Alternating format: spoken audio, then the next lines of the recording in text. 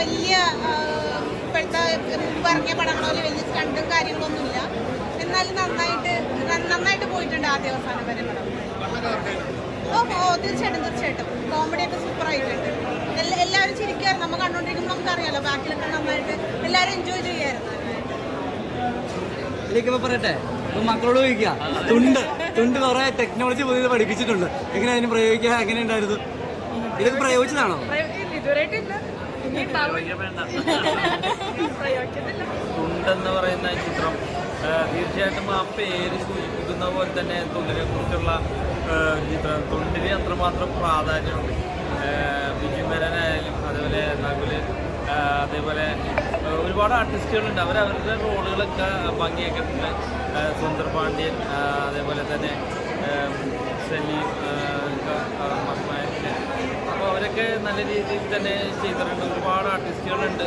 എന്തായാലും തീർച്ചയായിട്ടും ഇത് നമ്മൾ സത്യമാണോ എന്നുള്ളതൊന്നും നമുക്കറിയില്ല. കാരണം പോലീസ് സേനയിലെ ആ ഒരു കാര്യങ്ങളൊക്കെ എന്തായാലും നമ്മൾ പ്രേക്ഷകൻ എന്നുള്ള നിലയിൽ അത് എൻ്റർടൈൻമെൻറ്റ് ചെയ്യിച്ചിട്ടുണ്ട്. തീർച്ചയായിട്ടും കുടുംബമായിട്ട് കാണാൻ പറ്റിയ ഒരു നല്ലൊരു ബിജു മേനോന്റെ കോമഡി കാര്യങ്ങളൊക്കെ തീർച്ചയായിട്ടും അദ്ദേഹം ഒരുപാട് ചിത്രങ്ങളിലൂടെ തനിക്ക് കോമഡി ചെയ്യാൻ സാധിക്കുമെന്ന് കാണിച്ച ഒരു നടനാണ്. ആ ഒരു ധൈര്യത്തിൽ തന്നെയാണ് ഞാൻ ടിക്കറ്റ് എടുത്ത് കണ്ടത്. തീർച്ചയായിട്ടും അത് നമുക്ക് മുതലാവുന്ന രീതിയിൽ തന്നെ അദ്ദേഹത്തിൻ്റെ കൂടെയുള്ള എല്ലാ ആർട്ടിസ്റ്റുകളും ചെയ്തിട്ടുണ്ട്. തീർച്ചയായിട്ടും എല്ലാവർക്കും കാണാൻ പറ്റിയ ഒരു ഫാമിലി കോമഡി ചിത്രമാണ്. അതെ, ഫാമിലിക്ക് കാണാൻ പറ്റിയ ധൈര്യസമേത ടിക്കറ്റ് എടുത്ത് കാണാൻ പറ്റിയ ഒരു ചിത്രമാണ്.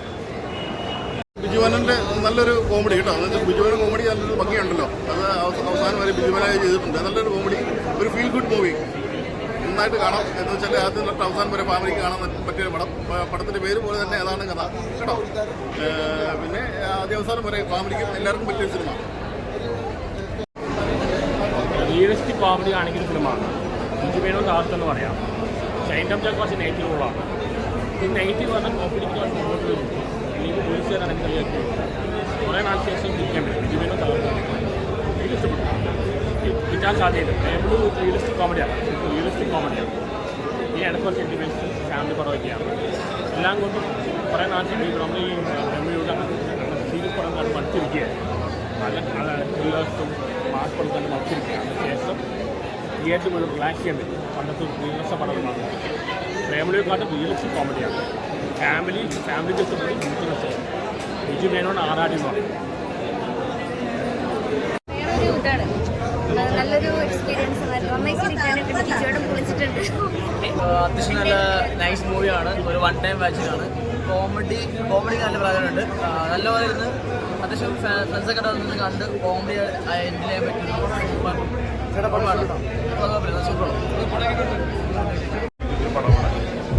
നല്ല രസമുണ്ട്. ത്രൂ നമുക്ക് ചിരിക്കാനുണ്ട്. ബിജുമേനോനും ഷൈൻഡോം എല്ലാവരും നല്ല രസമുണ്ട്.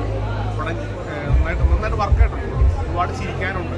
ത്രൂ എൻഗേജിങ് ആണ്. ലാഗ് കാര്യങ്ങളൊന്നുമില്ല. നന്നായിട്ടിരുന്ന് കാണാൻ പറ്റും. തിയേറ്ററിൽ തന്നെ കാണും. പിന്നെ അവരുടെ പ്രശ്നങ്ങളൊക്കെ ഒരു സാധാരണ അടിപ്പടം, പോലീസിൻ്റെ അടിപ്പടം പോലെയല്ല. ഇപ്പോൾ നടക്കുന്ന പോലീസ് ക്യാമ്പിലും ഇതിലൊക്കെ നടക്കുന്ന സാധാരണ സംഭവം ഫുൾ പോലീസ് ഭയങ്കര കോമഡി. വേറെ ഷൈന ബിജുമേനോൻ പടം കിട്ടാം. ഒരു പടമാണ് ഈ പടം കൊണ്ട്.